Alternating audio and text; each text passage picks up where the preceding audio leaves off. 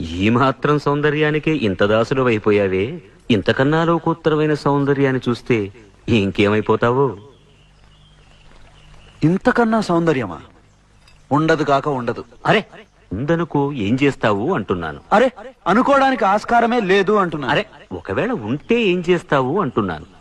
ఇంతకన్నా ఆనందప్రదమై, ఆద్యంత రహితమై, అనంతమై, నా హృదయమంతా నిండి నన్ను తనలో నింపుకునే సౌందర్యమై ఉంటే అరే ఉండదయ్యా స్వామి. అరే ఉంటే ఏం చేస్తావయ్యా? ఆ సౌందర్యానికే దాసోహం అంటాను. అయితేరా చూపిస్తాను. పద చూస్తాను.